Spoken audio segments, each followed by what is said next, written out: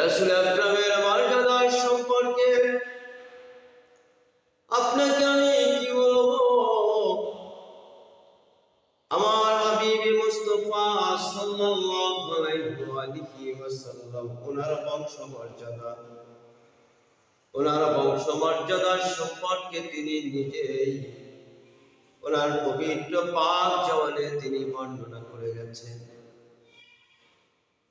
ওনার শ্রেষ্ঠত্ব তিনি বর্ণনা করে গেছেন। আজকে যে সমস্ত মানুষগুলো আমার প্রিয় নবীর শ্রেষ্ঠত্ব মর্যাদা বংশ মর্যাদা কোন দিক দিয়ে নবীজিকে যারা সামান্য পরিমাণে খাটো করতে চায়, ওই সমস্ত মানুষগুলো হলো নির্বোধ। ওই সমস্ত মানুষগুলো নবীর সত্যতা, নবীর শ্রেষ্ঠত্ব, নবীর বড়ত্ব সম্পর্কে কিছুই জানে না। হযরত ওয়াসিলা বিন আসকার রাদিয়াল্লাহু তাআলা আনহু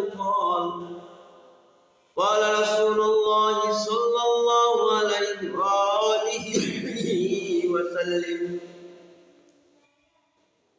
إن الله اصطفى من وليد إبراهيم إسماعيل اصطفى إسماعيل ولد من بنو كنانة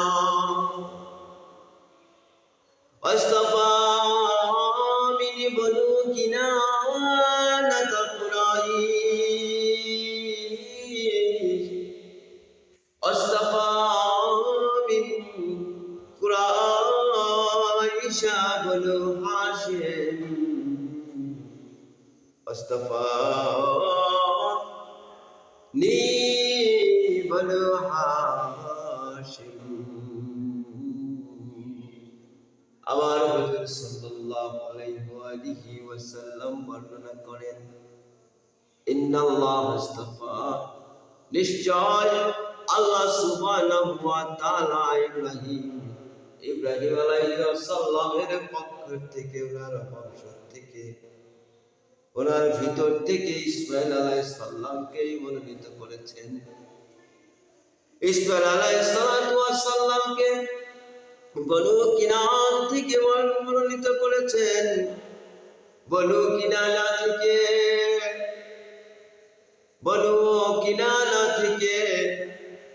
আল্লাহ সুবহানাহু ওয়া তাআলা কুরাইশকে মনোনীত করেছেন। আর ওই কুরাইশ থেকে আল্লাহ সুবহানাহু ওয়া তাআলা বনু হাশিমকে মনোনীত করেছেন। আর ওই বনু হাশিম থেকে ওই আল্লাহ সুবহানাহু ওয়া তাআলা আমি মুহাম্মদুর রাসূলুল্লাহ সাল্লাল্লাহু আলাইহি ওয়া আলিহি ওয়াসাল্লামকে মনোনীত করেছেন। ইন্নাল্লাহ আস্তাফা বনি ইব্রাহিম ইসমাঈল আস্তাফা ওয়ালিদি ইসমাঈল বনু কিনানা আস্তাফা বনু কিনানা কুরাইশ আস্তাফা মিন কুরাইশ বনু হাশিম আস্তাফানি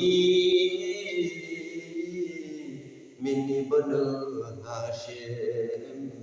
বনি হাশিম থেকে আল্লাহ সুবহানাহু ওয়া তাআলা আমাকে মনোনীত করেছেন।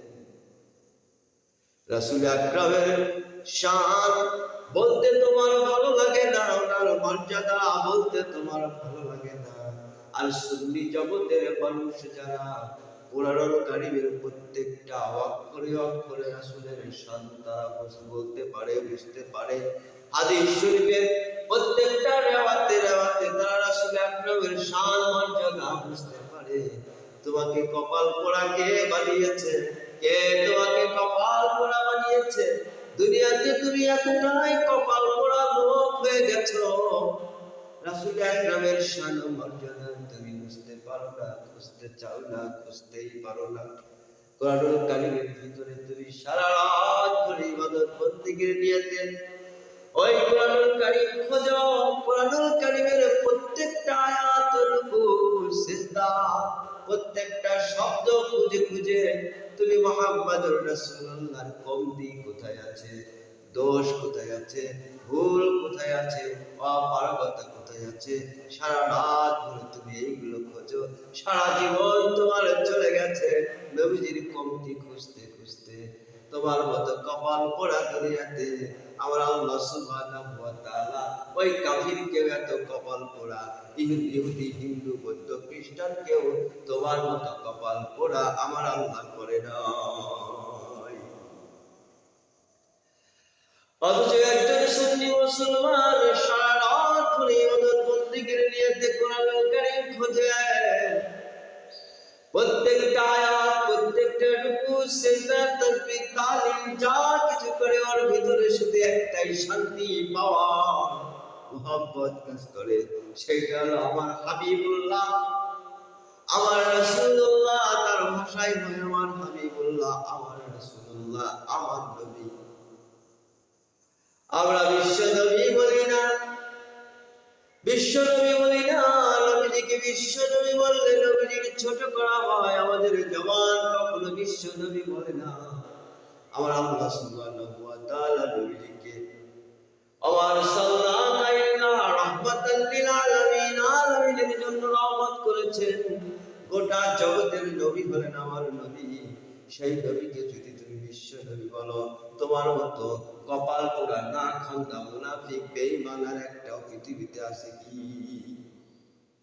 কোরআন যদি তুমি পড়ে দেখো, একটু বোঝার যদি চেষ্টা করো, আল্লাহ সুবহানাহু ওয়া তাআলাকে রব্বুল আলামিন বলা হয়েছে। গোটা জগতের রব, প্রভু, পালনকর্তা আল্লাহকে বলা হয়েছে। গোটা জগতের আলামিন দিয়ে যদি গোটা জগতের পালনকর্তা আল্লাহকে বলা হয়, ওই আল্লাহকে কি বিশ্ব আল্লাহ বলা যাবে নাকি?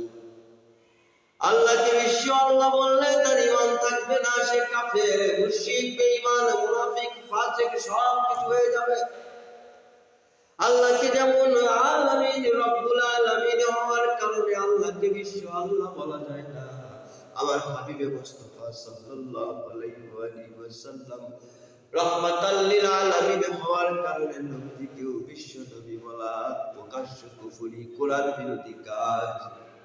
অতএব ওই কপাল পোড়ারা তো বোঝে না, ওরা নবীজিকে বিশ্ব নবী বলে বলে খুব মজা পায়।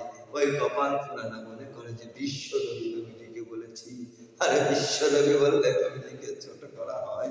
ওই কপাল পোড়ারা এটা বুঝতে পারে না। আল্লাহ ওদের বুঝার শক্তি দেয় নাই, ওরা বুঝবে কেমন করে? ওদের জানার শক্তি দেয় নাই, ওরা জানবে কেমন করে? ওদের দেখার শক্তি দেয় নাই, ওরা নবীজিকে দেখবে কেমন করে? ওদের চোখ নাই, নবীজিকে দেখবে কেমন করে? ওদের মন নাই, নবীজিকে বুঝবে কেমন করে? ওদের আত্মা নেই, নবীজির সাথে, নবীজির আত্মার সাথে ওদের আত্মার মিল হবে কেমন করে?